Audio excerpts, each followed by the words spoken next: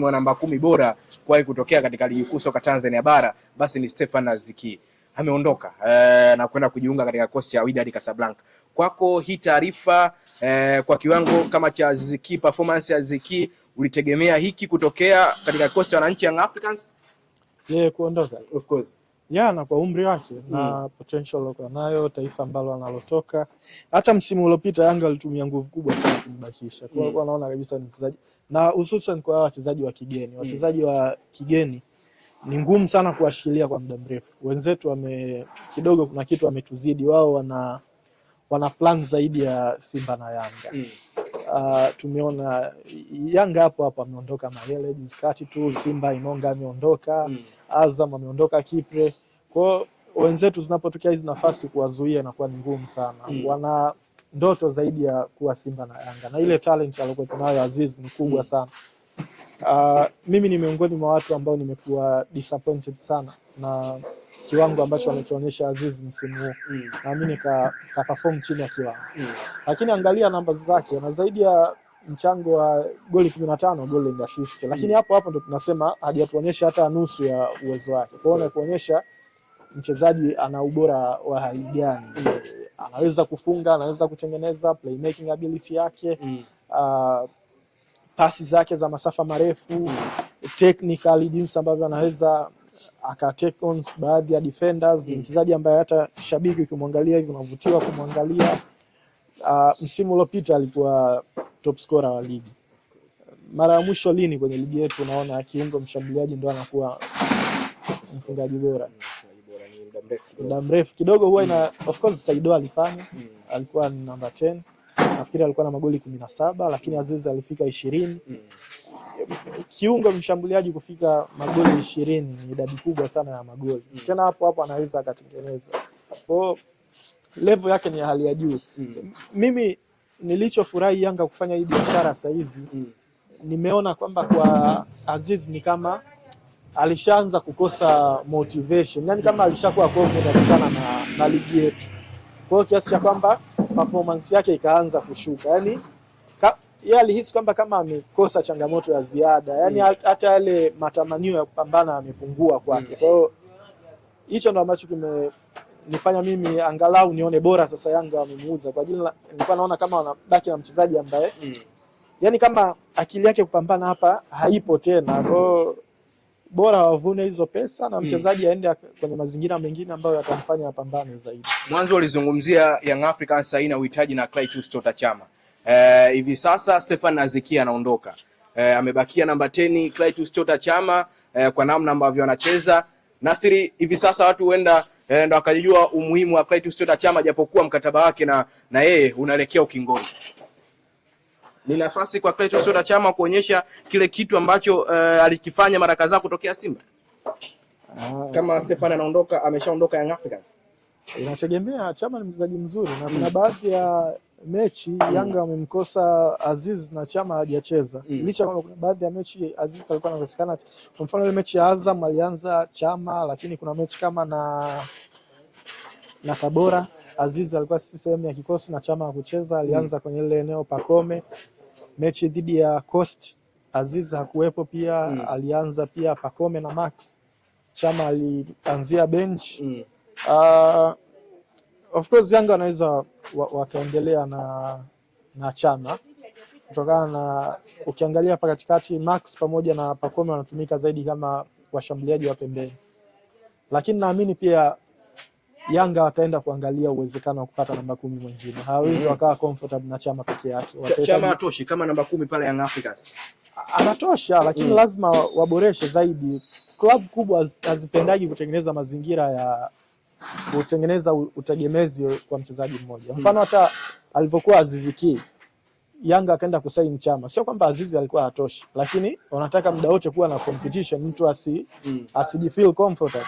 Na unaona hata kwa Prince Dube, so ana performance yake nzuri, uchangiaji wake wa magoli ni mzuri, lakini usishangae Yanga akaleta mshambuliaji mwingine. Kwa muda wote wanataka wachezaji wawe under pressure, waendelee kupush zaidi. Kwa Chama ni mchezaji mzuri, lakini unaangalia pia hata umri wake naye kidogo age imeanza kusogea. Kwa hiyo sio mchezaji ambaye utasema umtumie kwenye mashindano yote. Yaani dakika 90 umpigishe za week after week, na saa nyingine kwenye hizi timu sio week after week, unaweza kukuta unacheza weekend, unacheza katikati ya wiki, unacheza weekend. Kwa wiki unaweza kucheza hata mechi 3. Kwa lazima uwe na wachezaji ambao wanaweza kumudu hilo. Huwezi ukaweka imani yako yote kwa mchezaji ambaye tayari ni veterani. Na nini, unajua hizi signs zinazofanya watu wanaangalia na kwenda mbele, yani kuna leo na kesho. Sawa, leo na Chama, lakini umetengeneza mazingira gani ya klabu kuwa salama hata ikitokea labda Chama hayupo? Kwa lazima, naamini tu Yanga ataenda kuingia sokoni na kutafuta namba 10 mwingine. Kuondoka kwa Azizi kunaweza kukatetelesha kidogo kwa namna ambavyo Young Africans wanacheza kimbinu zaidi na kiufundi. Nasir Afisa anaondoka mchezaji mzuri, lakini sasa msimu wa umuhimu wa Azizi umepungua ndani ya Yanga. Naomba rudie hiki kitu ambacho unakizungumza Nasir Alfani, kwamba msimu huu umuhimu wa Azizi umeshuka ndani ya Yanga kutokana na kauli ambayo umeongea. Si pigo kuondoka kwa Azizi Young Africans. Of course mchezaji mzuri unatamani kuwa naye, unatengeneza picha ile kwamba akiendelea kubaki, akirudisha akili yake, akijifua zaidi, akiwa imara, unakumbuka wapi anaweza akakupeleka. Lakini kiukweli msimu huu umuhimu wake umepungua. Mimi nilikuwa naona hata baadhi ya mechi nyingi Azizi alipelekwa akae bench, alikuwa hapaswi hata kucheza kutokana na mambo yake ya nje ya uwanja. Umeona hata hivi sasa mwili ule ulivyokuja, amekuwa mzito, kwa hiyo hawezi akawa mfanisi kama alivyokuwa msimu uliopita. So langu Nasiri ni kwamba si pigo sasa kwa aina ambayo factor umezieleza hapo. Sio pigo, na ndio maana wewe umeona msimu uliopita kulivyokuwa kuna tetesi kwamba Azizi anavyoondoka, uliona pressure kwa mashabiki wa Yanga. Si uliona ilivyokuwa kubwa? Of course pressure ilikuwa. Yaani ilikuwa inashtua, lakini msimu huu mpaka sasa hizi ishakuwa kama confirmed anaondoka. Unaona mashabiki wa Yanga wanahangaika. Pressure ni ndogo sana. Wala hawahangaiki, yani wanaona poa bwana, anaenda atakuja mwingine. Kutokana na msimu huu hajaperform kwenye msimu uliopita. Msimu uliopita miongoni mwa wachezaji muhimu sana ndani ya Yanga alikuwa ni Azizi, lakini msimu huu umuhimu wake umepungua. Mfano hata wewe sasa hizi nikwambia nipe kikosi bora cha msimu, utapanga Azizi? Numbers kama namba 10 sitaondoka naye. Kwa hiyo kuna Faisal na Ahua ambao wameperform zaidi ya, of course, lakini tunamzungumzia mchezaji ambaye msimu uliopita ndo alikuwa mchezaji bora wa ligi kushinda mchezaji yote. Ilikuwa sio issue kwamba kikosi bora kwamba wachezaji 11 awemo, ilikuwa ukitaja mchezaji mmoja unamtaja yeye. Lakini msimu huu hata ukitaja wachezaji 11 utaji yeye. Na kwenye hilo eneo lake na namba 10 kuna mchezaji zaidi ya mmoja ambao ameperform zaidi yake. Sio Faisal tu, unaweza hata ukaweka na Ahua pia na ukaeleweka. Kwa hiyo unaona jinsi ambavyo standard yake imeshuka, yani kutoka kuwa MVP kuwa number 1 of the league mpaka hata yani unaweza kumention hata wachezaji 11 na bado wewe usiliweke jina lake. Kwa hiyo inakuonyesha jinsi gani ambavyo msimu huu kidogo amepunguza kile ambacho alionyesha msimu. Nasiri, kwa ulichokiongea Stefan ameondoka Young Africans kwa sifa hizo za kiuchambuzi na kiufundi zaidi, zinaweza zikawa sio sifa nzuri kwa mchezaji mwenyewe na kwa klabu kiujumla. Ni mbaya sana. Yaani mchezaji kuridhika kuhisi kwamba bwana mimi hapa nishamaliza, yani hapa ngoja tu nifanye mambo yangu, niongeze uzito, ninenepe. I say hiyo ni mbaya kwa professional. Professional inabidi kuheshimu kazi yako. Muda wote unatakiwa kuprepare, kuwa tayari kwa ajili ya mapambano, lakini ghafla tu unamuona hadi kuna video vile clip reels zile vinatembea Azizi anavyotembea. Kulikuwa kuna clip inatembea yupo pale KMC, anatembea hivi anaonekana bonge, yani anajivuta. Kwa hiyo ile sio nzuri kwa professional, inaonekana haupo makini na kazi yako. Huwezi kuruhusu kunenepa kiasi kile katikati ya msimu. Kwa hiyo na mambo ya nje ya uwanja msimu huu yamekuwa mengi kwake, mara unasikia hivi. Kwa kidogo vile vimepunguza ufanisi kwenye game yake. Kwa Nasiri, hadi Stefan anaondoka, si namba 10 bora kwenye kikosi chako ambacho utamweka. Hadi anaondoka Young Africans kwa upande wako wewe. Yani kwenye kikosi bora cha msimu huu, yani kwenye kikosi bora of course hadi anaondoka. Hayupo hata kwenye kikosi bora kwa upande wako wewe unampa. Msimu huu? Yupo. Hayupo? Yani hata pale kwenye namba 10 kwa mfano kwenye kikosi bora changu namba 10 naweza nikaanza na Faisal. Lakini ukaniambia toa Faisal leka mchezaji mwingine, bado siwezi kumweka Azizi. Naweza nikatoa Faisal nikaweka Ahua. Na ukaniambia toa tena Ahua weka mwingine, na bado tena nisimweke Azizi ki. Kwa naomba urudie Nasiri hapa kwamba Stefan atakuwa ni kama si second choice wala third choice. Hapana. Hapana. Hata kwenye reserve simweki. Hata kwenye reserve simweki. Bana Nasiri, tumezungumza mengi sana kimichezo kulingana na Stefan Aziki. Tumalizie kwa swali la moja kwa mnyama. kulikuwa na skendo zinaendelea kuhusiana na uwanja wa Benjamin Mkapa pamoja na New Amani Complex Zanzibar. Kule Zanzibar ni kwenu Nasir Al-Fan. Pengine ukiwa kama mwana Zanzibar ungefurahi finali chezewe kule. Hii finali Simba hatiani kukosa uwanja wa Benjamin Mkapa. Kuna namna unaweza ukawasili Simba? Inaweza kaathiri kwa ajili ile ndo ngome ya Simba na timu yoyote huwa inapenda kufeel ikiwa nyumbani na timu zote kubwa duniani huwa zina ngome zao. Mfano unajua ukienda Bernabeu pale Madrid unajua upo machinjioni. Kipindi kile ukisikia upo Trafford Manchester unajua upo kwenye hali ngumu.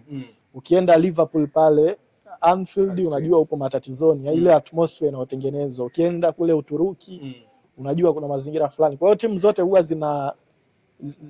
zina ngome zao. Ngome ya Simba ni Mkapa na wao wenyewe siku zote wanapenda kwenye michezo muhimu kama hiyo wawe kwenye ngome yao. Sasa ghafla ukiwabadilishia mazingira, of course kuna namna ambavyo itakuwa inawakata steam tena pakubwa tu. Japokuwa sasa hawataki kuchukua hii kama extras. Na wasijitoe wasijitoe mchezoni. Haya yameshatokea na tuliona kwamba yalikuwa yanaweza kutokea. CAF alishasema mapema kwamba huu uwanja tumefungia. Imeshakuwa confirmed Nasir Al-Fan kwa ambacho tunakizungumza. Confirmed vipi? Kwamba mechi itachezewa Zanzibar.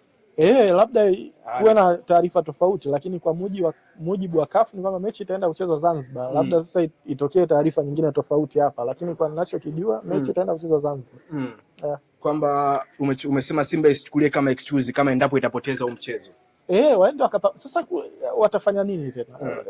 No way, inabidi wapambane tu. Ingekuwa kwenye michuano yetu ingekuwa ligi zetu hizi za kibongobongo ndani hapa, sijui michuano ambayo ipo TFF, sijui bodi ya ligi. Wangeweza kufanya mambo yao wakarekebisha hali ya hewa wenyewe wakajua, lakini sasa hapa tupo tena la kina Mguto. Hapa tupo CAF. Na bahati mbaya unajua ukizungumzia CAF, Simba sio miongoni mwa klabu ambazo zinaweza zikawateteresha CAF. Yaani kuna watu kama kina Al Ahly wale wanakuwa wana sauti. Yaani ukikompare ni kama inawezekana Simba ni kama Mtibwa wa CAF. Naomba urudie Nasiri kwamba naomba turudie kikitu tupeke sawa. Simba tukimpeleka CAF kule yani ni kama Mtibwa fulani hivi ambao hawawezi wakawateteresha CAF. Kama Simba ana nguvu CAF. Huo ndo ukweli. Yani Al Ahly akishupalia lake. Kwani unadhani CAF kuna kipindi walifanya finali kwa moja, sio? Of course. Waliifuta ile kwa nini? Baada ya Al Ahly kupigwa tu na Wydad. Wakaifuta.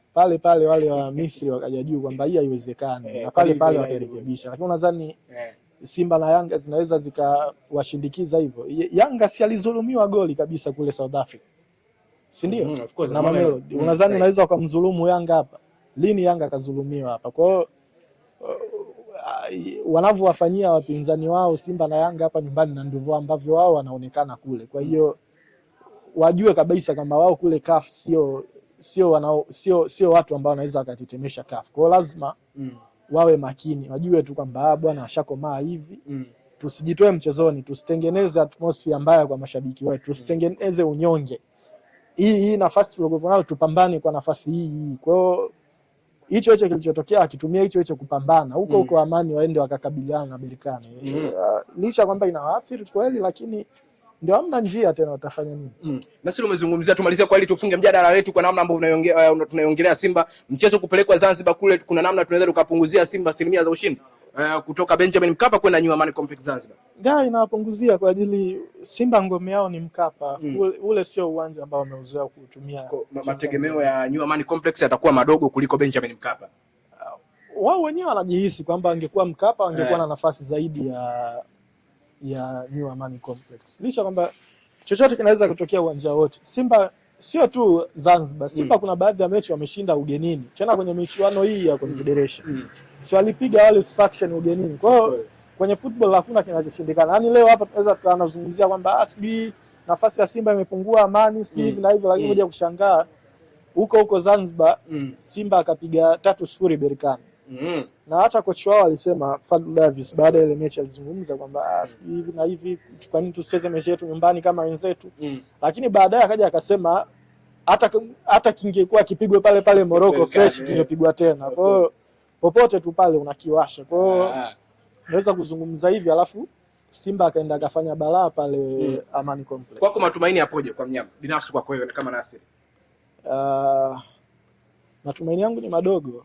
Kwako matumaini kwa Simba ni madogo kutokana na timu ambayo anacheza nayo na utofauti wa mchezo ushapokuwa. Sisemi kwamba haiwezekani, lakini kiukweli ni kwamba naona kama tayari kuna mlima mrefu wa kupanda kwa Simba. Alafu na timu ambayo wanaenda kucheza nayo. Simba anahitaji magoli 3 kuwa bingwa. Of course. Wanaenda kucheza na timu ambayo imeruhusu magoli 2 kwenye all competition.